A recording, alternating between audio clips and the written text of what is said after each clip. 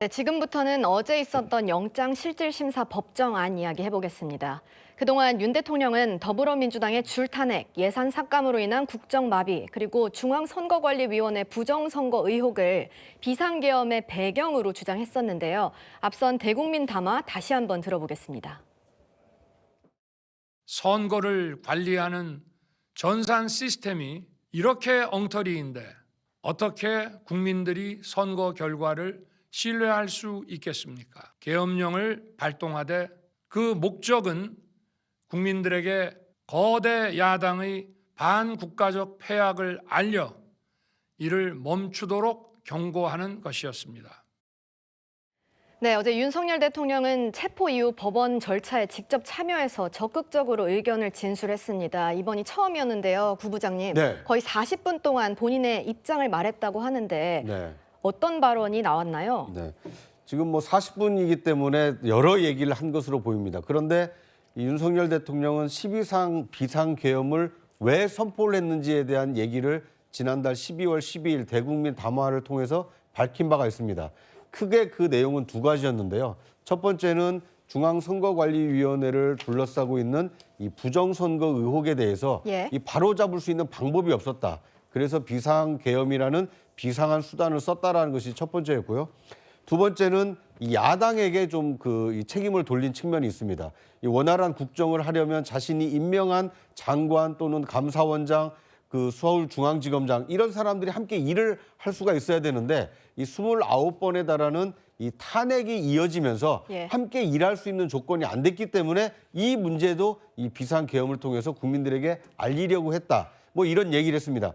저는 윤 대통령의 얘기가 아주 틀린 얘기는 아니라고 봅니다. 그런데 문제는 우리가 앞서 얘기했던 것처럼 법원에 대한 폭력 행위가 있다 보니까 왜 폭력 행위를 했는지에 대한 관심보다는 폭력 행위 자체가 가지고 있는 잘못된 점에 대해서 더 많은 국민들이 주목하지 않았습니까? 저는 윤 대통령도 좀 비슷한 상황이라고 봅니다. 본인이 국정 운영하면서 느꼈을 여러 어려움, 그리고 그 어려움에 대해서 비상계엄이 아닌 대국민 담화가 됐든 기자회견이 됐든 아니면 기자 간담회가 됐든 아니면 국민과의 직접 대화든 다른 방법으로 자신을 설명하고 지금 뭐가 이 국정 운영을 맡고 있는지를 다른 방법으로 설명했다라면 오히려 이해하는 국민이 많았을 텐데 갑자기 비상계엄을 선포하다 보니까 이해하는 국민보다는 왜 도대체 비상계엄이라는 비상한 수단을 썼느냐 이거에 대해서 문제 제기하는 국민이 많은 상황이 아닌가 하는 생각이 듭니다. 네, 어제 법정에는 변호인 측 8명, 검사 6명이 있었습니다. 장 변호사님, 이 정도 규모면 매머드급 정명 충돌이라고 저희가 봐야 될까요? 그렇습니다. 보통 피해자들 영장실질을 할 때는요. 검사가 아예 들어오지도 않습니다.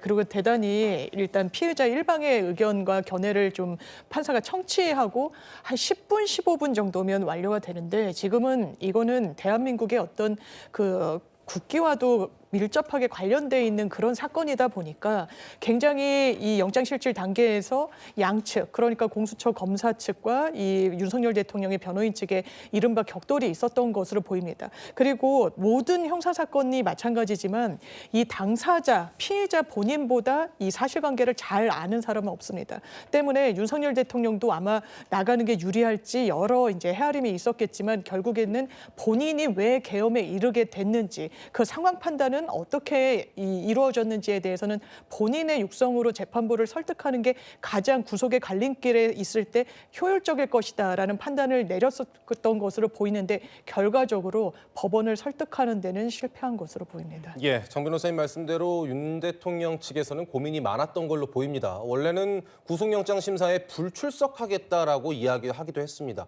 그런데 어제 오전에 갑자기 심사에 출석하는 걸로 입장을 바꿨습니다. 관련 목소리 준비했습니다.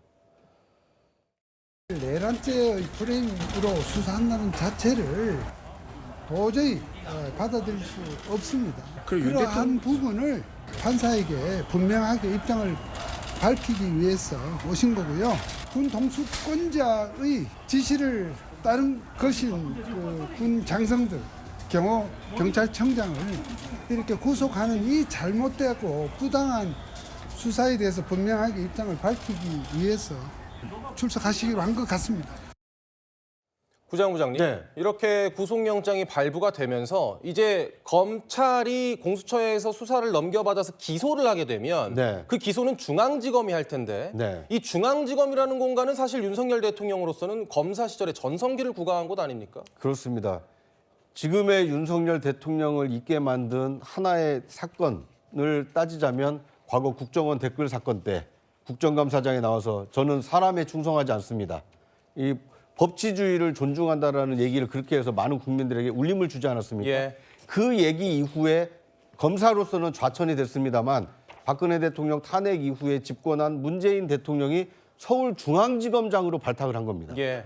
그러니까 당시 일반적인 검사 기수의 어떤 승진 그 패턴에 따르면 윤석열 대통령을 중앙지검장에 임명하기가 어려웠습니다. 왜냐하면 당시까지만 하더라도 고검장급이었기 때문에 지검장을 거치지 않은 윤석열 이 부장검사를 어떻게 중앙지검장에 임명하느냐 이런 논란이 있었거든요. 예. 그러니까 문재인 대통령이 고검장급을 지검장급으로 낮추면서까지 윤석열 그 당시 검사를 이 서울중앙지검장에 앉혔고 이후에 고검장을 거치지 않았음에도 불구하고 검찰총장으로 또 발탁을 하지 않았습니까?